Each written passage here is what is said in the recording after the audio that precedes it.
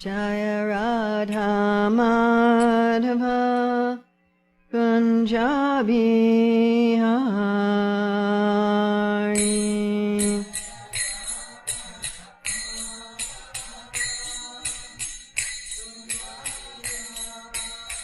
Jaya Radha Madhava Kunja Bihari.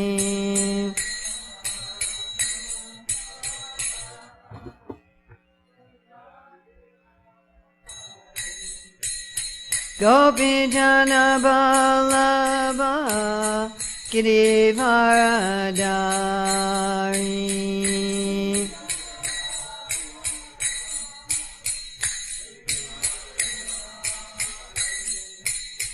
Gopi Jana Vallabha Girivaradari.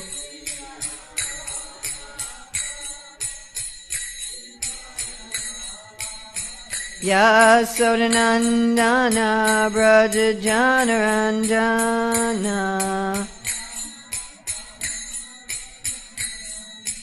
Yasodanandana Braja Janarandana. Yamuna Tiravanachari. Yamuna Tiravanachari. Yamuna Tiravanachari.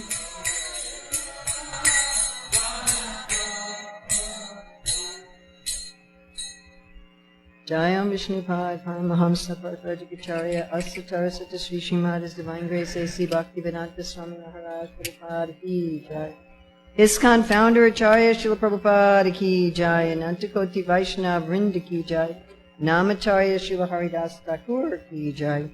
Prem Shri Gaur Shri Krishna Chaitanya Prabhu Nityananda Shri Dvaita Gadadhar Shivasadi Gaur Bhakta Vrinda Ki Jai. Shri Shri Radha Krishna Gopinath Shai Mukunda Radha Kunda Giri Govardhan Ki Jai. Vrindavan Dham Ki Jai. Mathura Dham Ki Jai. Navadvip Mayapur Dham Ki Jai. Gangamai Jamuna Devi Ki Jai. Jamuna Devi Ki Jai. Bhakti Devi Ki Jai. Tulsi Maharani Ki Jai. Samaveta Bhakta Vrinda Ki Jai. Gaur Premanande. All glories to the assembled devotees. All glories to the assembled devotees. All glories to the assembled devotees. All glories to Shri Guru and Gauranga. All glories to Srila Prabhupada. Nama Om Vishnupadaya Krishna Prastaya Bhutale Srimati Bhaktivedanta Swami Niti Namane. Namaste Sarasvati Deve Gauravani Pacharane Nirvasesa Sunyavadi Paskatyade Sitarane Vandeham Shri Guru Shri Yuta Padakamalam Shri Gurun Vaishnavamscha Shri Rupam Sagrajatam Sahagana Raghunatam Vitam Stam Sajivam Sadvoitam Sadvadutam Parijana Sahita Krishna Chaitanya Devam Shri Radha Krishna Padam Sahagana Lalita Shri Vishakam Krishna Vanchakapachudashakri Sindhyevatapati Tanam Pavanebhyo Vaishnavevi Namo Namaha. Om Namo Bhagavate Vasudevaya. Om Namo Bhagavate Vasudevaya. Om Namo Bhagavate Vasudevaya. So it's October 17, 2022 in Hillsborough, and we're going to be reading about the Jamuna and the forests of Vrindavan in Śrīmad-Bhāgavatam, Canto 10, Chapter 39, Text 40. Akurastavapa Nivesya charatopari Kalinjaradamagatya Snanam vidi vadacharat. Akura, Tau, from the two of them, Upamantriya, taking permission, Nivesya, having them sit down, Cha, And Rata Upari, on the chariot, Kalindyaha, of the Yamuna, Radam, to a pond, Agatya, going, Snanam, his bath, Vidivat, in accordance with scriptural injunction, Acharat, he performed. BBT translation. Akrura asked the two lords to take their seats on the chariot.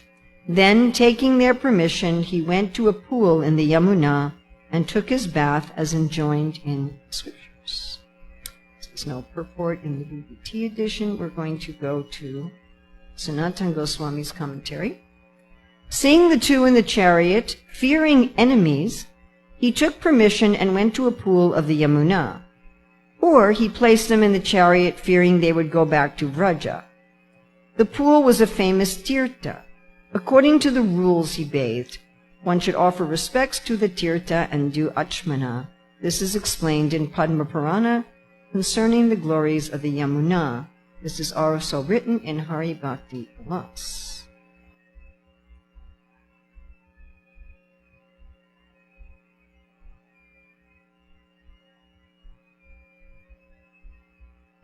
Akuras tav upamanchya niveshya charato pari kalindya radam agatya snanam vidivad acharat. Akrura asked the two lords to take their seats on the chariot. Then, taking their permission, he went to a pool in the Yamuna and took his bath as enjoined in the scriptures. So, I've been recently reading, I think as I mentioned before, a book about Christianity, a very famous minister, about whether or not should you stay a Christian or not. And the first part of the book, he gives you all these reasons why you shouldn't, and the second part, he gives all these reasons why you should. And one of the things that he looks at is conceptions of God, that the Christian conception of God as this old man, sitting in a big throne and sending people to heaven and hell, could be abandoned. But what he goes to is an impersonal conception. He goes to, we can just embrace God as the underlying force in everything, the underlying love in everything, the universe, the sense of love and connection between people. He goes to this very impersonal idea. And this is quite common in modern society, that people become disgusted with descriptions of a personal God who's just this nasty, vindictive old man, and they go to an impersonal idea. But him speaking about impersonalism, he goes into depth about nature and about how if we really want to connect with God everywhere and in everything, then we should learn to connect with nature, to hear God in nature, that the book of nature is just as valuable as the book of the scriptures.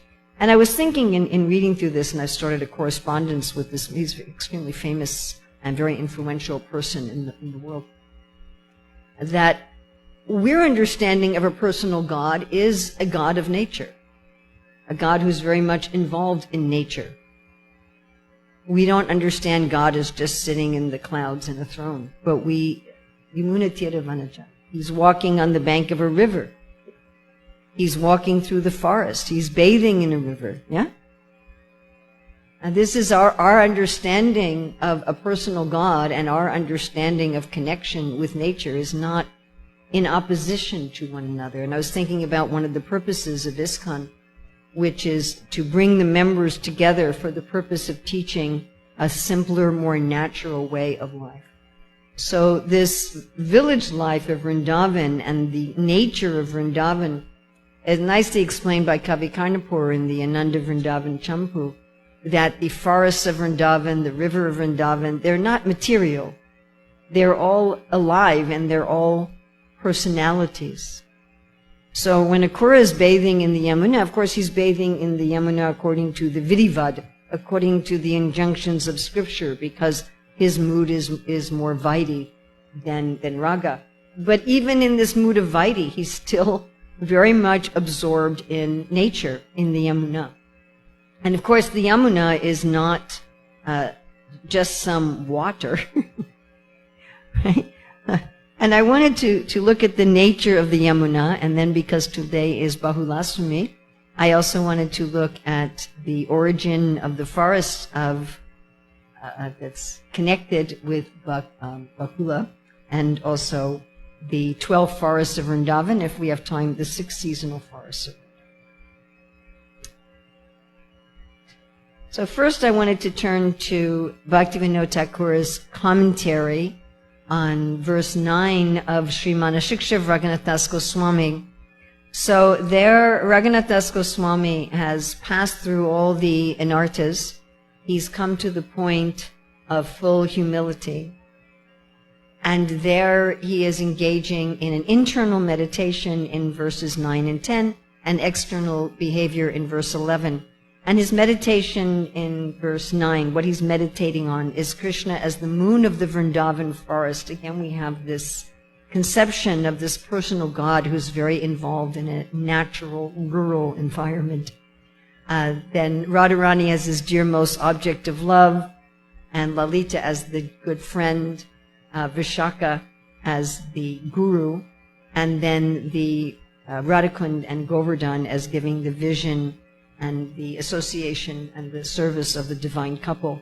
So Bhaktivinoda Thakur in his commentary, of course this is Raghunath Das Goswami's personal meditation, so if one was in the mood of parental love towards Krishna, one wouldn't be meditating like this. One wouldn't be meditating on just Lalita, Vishaka, and Radhakund. This is his personal meditation. But Bhaktivinoda Thakur takes each of these, the Krishna, Radha, Lalita, Vishaka, and Govardhan, Radhakund, and he has a meditation on each of them in his commentary. Now for Vishaka, he doesn't exactly meditate on the Gopi Vishaka, but he quotes these 2 verses first about Vishaka, that the Yamuna River is a non-different manifestation of Vishaka. And he quotes this prayer, I'm just going to read the English. We offer prayers to the daughter of Surya, the sun god, the Yamuna River, where Lord Vishnu, Krishna, sports with delight in her waters, and whose spiritual body is Vishaka. So the river is a person, right? Yesterday, Daivir Prabhu was speaking about how the river is the wife of Lord Krishna, Kalindi, in Dwarka, but she's also the girlfriend of Krishna, Vishaka, in Vrindavan. And he's quoting Baladev Vijabhushana, saying, Sri Vishaka is considered to be the spiritual body of the Yamuna River. Thus, by humbly offering prayers to the Yamuna, one automatically offers prayers and worship to Sri Vishaka. And then Bhaktivinoda Thakur quotes wonderful prayers, the Yamunastika, by Rupa Goswami in his Stava Mala. And I don't think we'll have time to read all of it. I'll try. May Sri Yamuna, the daughter of the lotus-friendly sun god, always purify me. So that's a chorus, which I won't read each time. She saves one from entering the abode of her brother Yamaraja, who punishes the sinful after death. She allows sinners who merely see her to cross over the ocean of sin. Through the sweetness of her waters, she binds the hearts of unlimited souls to herself. Her pleasing streams decorate the Kandava forests. Her lake is filled with hosts of lotuses, around which various birds dance and sing uproariously.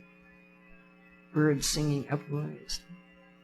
She neutralizes the terrible sins of those lowly souls who even just want to bathe in her waters. Just think of that. If you're just thinking, I want to bathe in the Yamuna. She crushes the sins of those living entities who immerse themselves in her waters. She greatly enhances the flood of internal loving devotion to Krishna, the son of Nanda. Isn't that what we want? Right? Mahaprabhu drowned the world in a flood of love. So by bathing in the Yamuna, by wanting to bathe in the Yamuna, we get a flood of desire to serve Krishna, and repeatedly bestows auspiciousness on those who come in contact with her river banks. She penetrates the 7 rivers of the Rig Veda, Sindhu, Saraswati, Vitasha, Shrutudri, Vipassa, Parushini, and Akshini, which are served by those who live near them. She knows all of Sri Mukunda's wonderfully divine pastimes, and with her abundant effulgence, she surpasses the beauty of a host of blue sapphires. She is beautifully decorated with the jewel of the circle of Mathura around her. She increases the beauty of the path of Raga Bhakti for the Vaishnavas devoted to divine love. Her multitude of waves grab and serve the feet of he who has a lotus navel, Krishna. She is decorated with beautiful riverbanks around which herds of cows moo happily. The Yamuna is adorned with many divine and fragrant rows of kadamba flowers. Have you ever seen kadamba trees? They're huge. Kadamba trees are really, really big.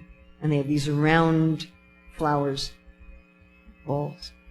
She is very delighted by the association of devotees of Nanda's son Krishna. She resounds with the joyful cries of Malikasha swans, those who are regulated by devotion, the Vaishnavas. The demigods, siddhas, and kinnaras worship her. Even a trace of the fragrance from the mud on her riverbank decimates the bonds of material birth and death. Her waters, spiritualized by love pastimes of Krishna, flow through the lower, middle, and higher planetary systems. Her fame itself is sufficient to burn away the core of the toughest of sins. And she remains aromatically scented with the soap extract used by the son of Nanda, the cowherd leader. So Krishna likes to bathe. He bathes a lot, actually. Takes a lot of baths, which is interesting. Pavitram idamudam. He's the most purifying. Why would he have to take a bath? But for fun. Yes? He's taking baths at home, and he goes swimming in rivers and goes swimming in ponds. So he has some soap extract that is very fragrance. Like often the soaps you buy has some fragrance, right? When I was recently in Gita Nagari, devotees gave me a packet of soap with different fragrances. And the soap that Krishna uses, the fragrance goes into the Yamuna. Of course, Krishna has his own fragrance, the Chatusama, which is camphor, sandalwood, aguru, and musk. Musk is an animal fragrance, and if you've ever smelled real musk, which you probably haven't because it's hardly available in the world, but I was able to get some 400-year-old ahimsa musk that I actually used on my Sheilas this morning. It's very animal smelling.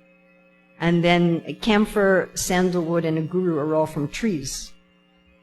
And they're all it's a very woodsy, very masculine scent. Of course, Krishna also has a scent of flowers like blue lotuses in his armpits. He has a blue lotus scent. And this all goes into the Yamuna. Of course, she has her own scent as well. O daughter of the sun god, are you with beautiful waves, O rescuer from all sins, may you increase the flood of Krishna bhakti of the person who, with a self-satisfied mind, glorifies you with these 8 prayers.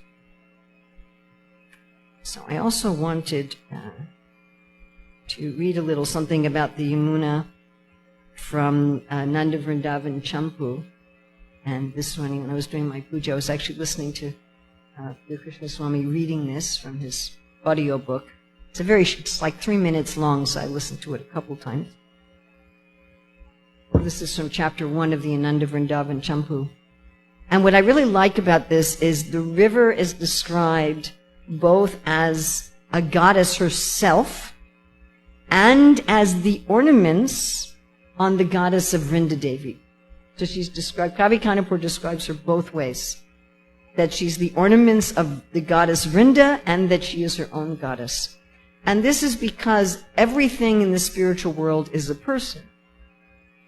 The garland around Krishna's neck, the necklace around Krishna's neck, the necklace and ornaments around Krishna's girlfriends and cowherd boyfriends, they're all also persons.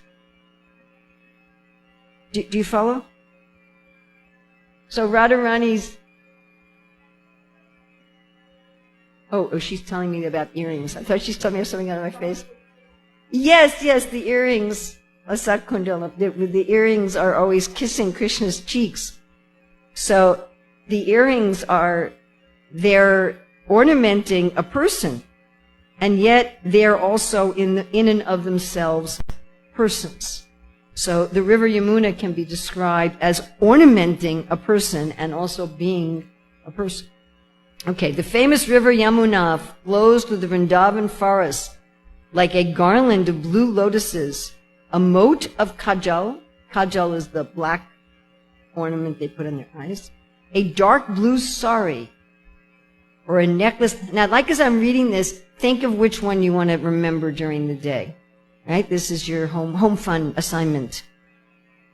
So if you can remember one thing about the Yamuna, and of course we have a river here on the property, a little creek, right? And Prabhupada wanted our properties to be replicas of the spiritual world. Like in New Vrajdam in Hungary, they understand the river to be the Yamuna, right? Also at Innisrath in Ireland, like that. So we can meditate.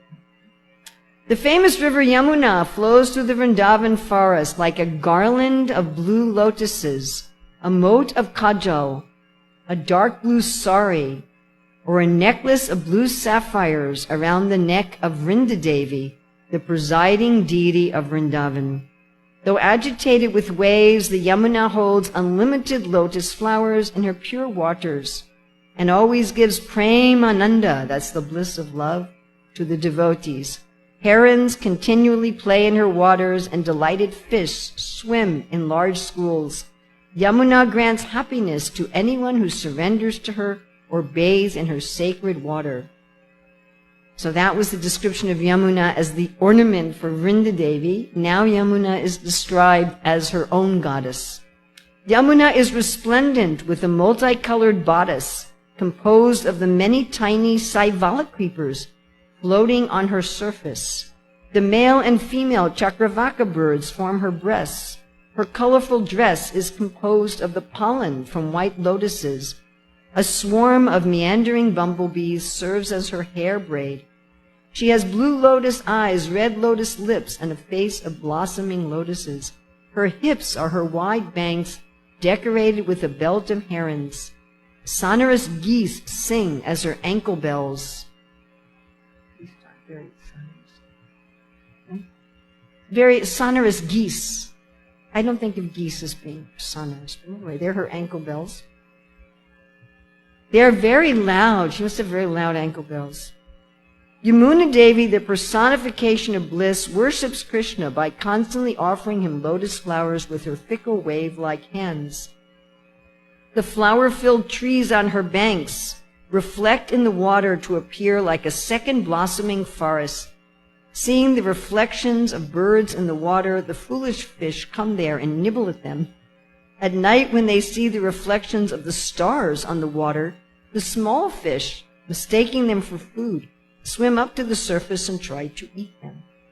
The shimmering white banks of the Yamuna appear like streams of camphor, or attractive lightning flashes in the dark, or sandalwood paste smeared on the limbs of Vrinda Devi. So again, we have this description of Yamuna as ornamenting Vrinda Devi.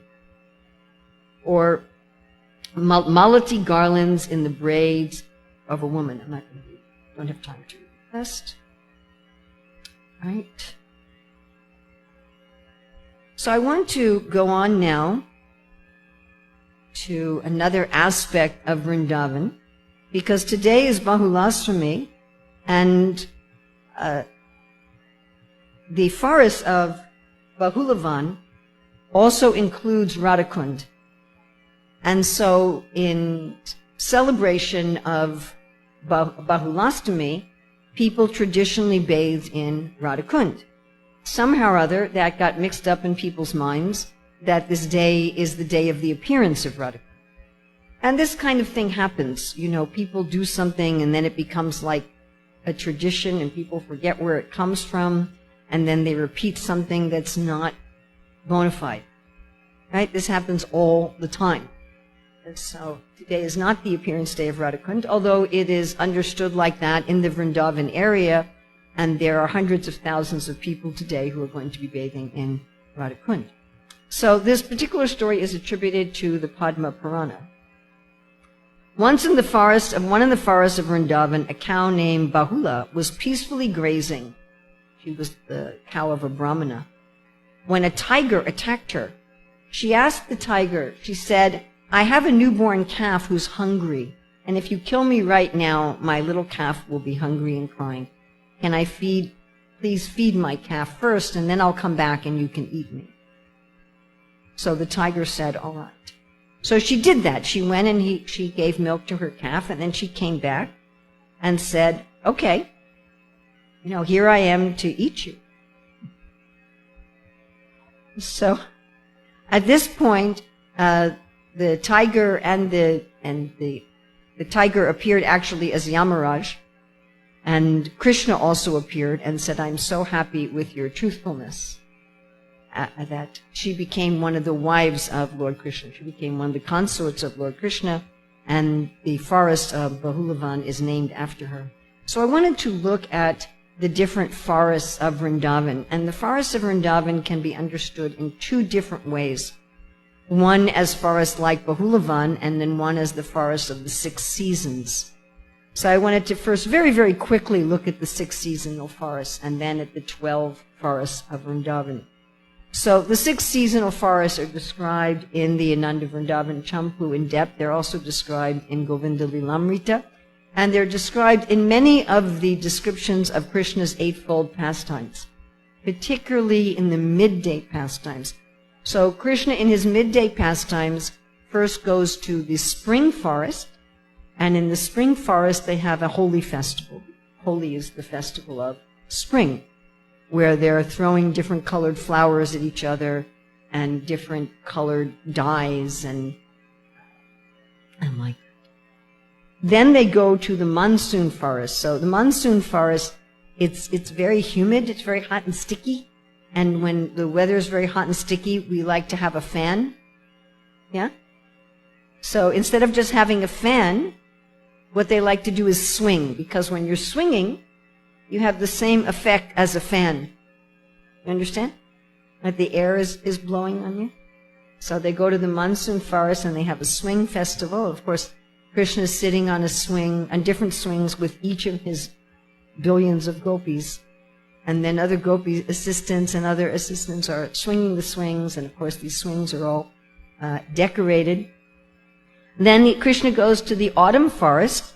That's where the pearl pastime takes place, and also in the autumn forest is where they like to dance, and that's where they have dancing festivals in the autumn forest. Then there's the winter forest. So in the winter forest, Vrinda Devi and her assistants, they provide very warm blankets and cloaks made of crimson, brown, and blue and gold, and they drink honey wine in order to get warm. And then there's what often gets translated as the dewy forest, which I think is a strange translation. It's foggy. So if you're ever in Vrindavan in January, end of December and January, you know that it's very foggy. It's cold and foggy. So there's the foggy forest. It's a nice forest for Krishna and his girlfriends to hide from the elders, because you can't see anything in the fog. So there they drink a kind of nectar to stay warm, and they also burn a lot of incense. And then it's interesting because then there's some other pastimes, and then Krishna goes to the summer forest. So he goes to the summer forest last. He doesn't go in the order that they appear in this world, which would be spring, summer, monsoon, but he goes spring, monsoon, and summer at the end of foggy season. And in the summer forest, they engage, of course. What do you do in the summer? You play in the water. So there in the summer forest, they have water sports, and of course, there's various syringes filled with different scented water and different colored water, and they have lotus battles in the summer forest. So that's one way of understanding Vrindavan. And again, we have, going back to what I was talking about at the beginning, our understanding of God as a person is God as a person who is living in the most natural.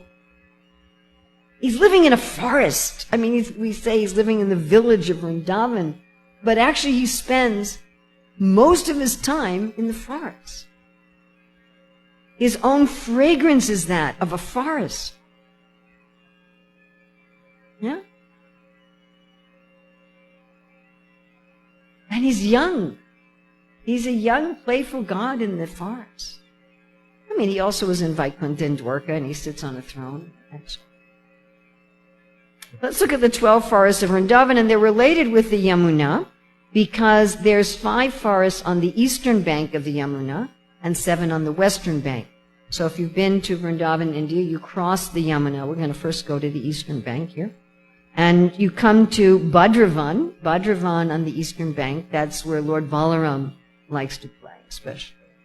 Then you have Bilvan, also called Belvan. So that's where there's bill fruit or bell fruit.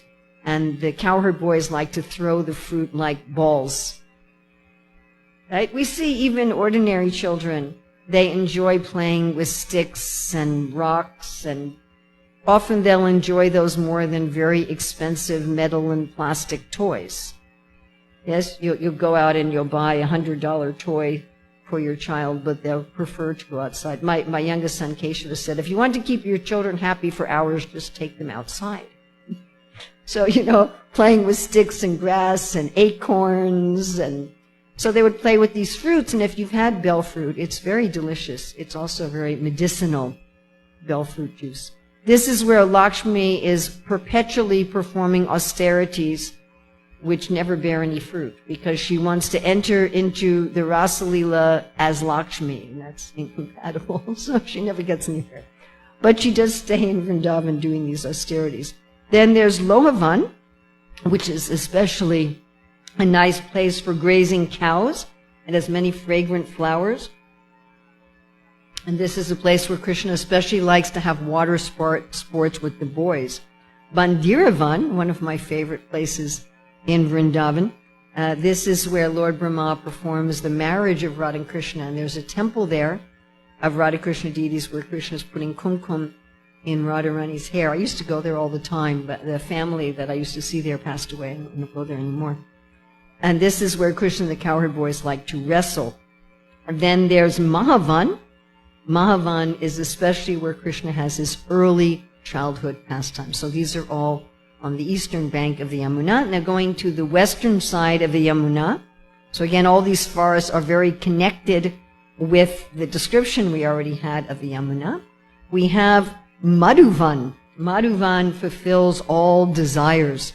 And this is a forest where the Lord appears in every yuga. Who was told by Narada Muni to perform austerities in Madhuvan? Dhruva Maharaj, yes. And this is where Shatrughna killed Lavanasura when Lord Ramachandra sent his brothers out. And Madhuvan is called Madhuvan because there's a lot of honey there. There's the Talavan. So why is it called Talavan? Because of the tal fruit. And of course, what pastime happens here? The killing of Dhenuka Asura. And if you go there, your life becomes glorious. Kamudavan is named after the Kamuda flowers, the water lilies. If you go there, your life becomes successful. And this is where Krishna has water pastimes with the gopis. And Bahulavan, of course, which is commemorating today the story of Bahula, the truthful cow, who becomes a consort of the Lord. And this is especially where Krishna likes to graze his cows. Then there's Kamyavan. To go to Kamyavan, you have to go a long, long, long way in modern India over not very pleasant roads. And there's a big deity of Vrinda Devi there. And it says if you go to Kamyavan, you'll be worshipped in the Lord's abode. Now in present-day Vrindavan, they say anyone who goes to Kamyavan and sees the deity of Vrinda Devi gets all their desires fulfilled. Vyomasura was killed there, and you can still see the cave where Vyomasura kept the cowherd boys when he pretended to be a cowherd boy and when they were playing cops and robbers. The Pandavas also stayed in this forest, Kamyavan, when they were in exile.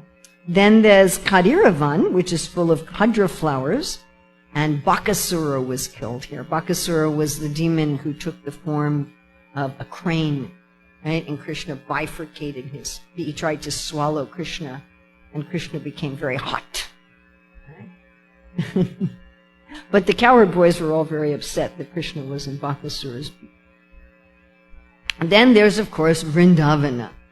And Vrindavana is the forest where Krishna has the Rasalila, where he subdues Kaliya, where he swallows the fire right after the subduing of Kaliya. So Krishna is a personal God who lives in this personified natural situation of forests and rivers and ponds and lakes, where all of the rivers and ponds and lakes and the forests and all of the flowers are all in and of themselves saintly persons or great goddesses and gods. And this knowledge is really needed in the world. People in the world are becoming disgusted by most versions of religion that exist in the world today. A growing number of people are becoming atheists or some sort of vague spirit. Well, yeah, I'm spiritual. I don't have any religion, but I'm kind of spiritual. What does that mean? They keep crystals on their shelf or something. You know, people are they've really fed up with the concepts of God that are full of hatred and persecution that are described in the major religions of the world. And in their frustration, they are turning to atheism, voidism, and impersonalism. It's a serious problem. It's a problem also for those who follow the Vedas. How many of them are impersonalists? But we have this beautiful, wonderful description of a personal God.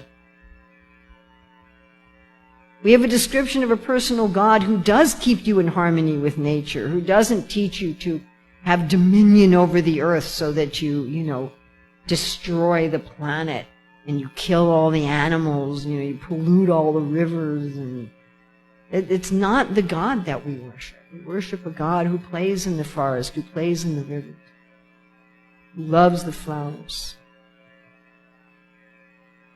I remember when my father first visited a temple in Chicago where I moved in the ashram, he said, "Are all those flowers real?" So this is our understanding, and to share it with the world. We have something really wonderful to share with you, and it's unique.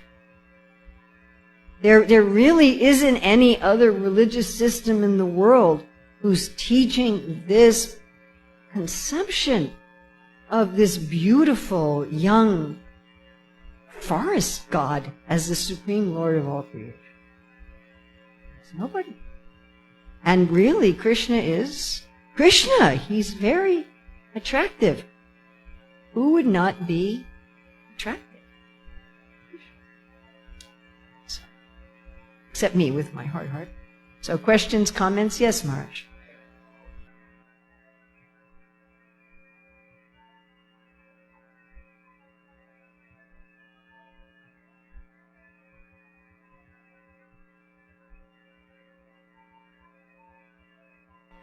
Yeah.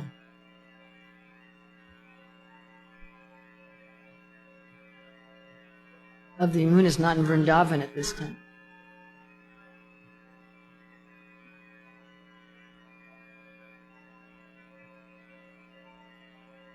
Yeah. So for those of you online, Mara is talking about how that the water of Jamuna has been diverted. It's no longer flowing to Vrindavan.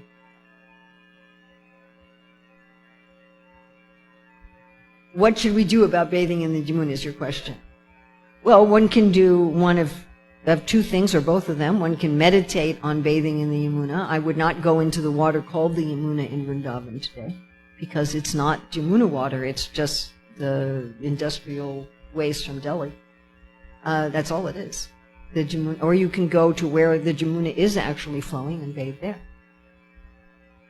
It's not in Vrindavan, but she's still the Yamuna. So one could. She's still the Yamuna.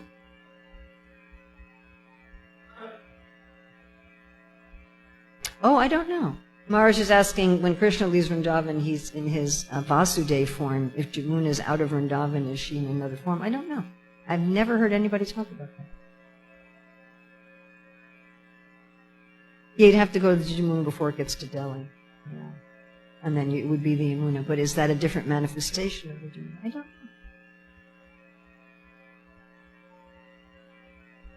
She's in an unmanifested form right now in Vrindavan.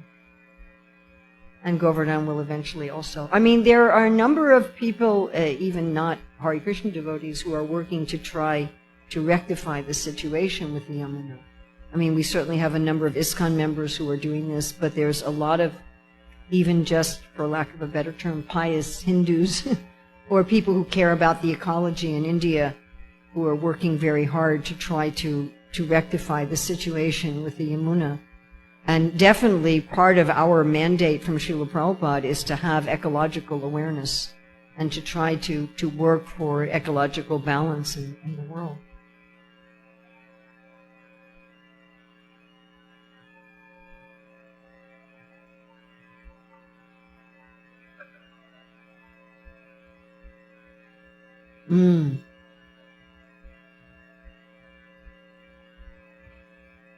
So Rudrani's saying people also turn from God because they think he's indifferent, he doesn't care. This is the absolute transcendent idea of God, that he's totally separate from the world. So this is a big discussion, which is, of course, throughout the Bhagavad Gita and the Bhagavatam, how Krishna is manifest in the light of the sun, the light of the moon, the taste of water. He's the most caring, he's everywhere. He's not, yes, he's a very loving person.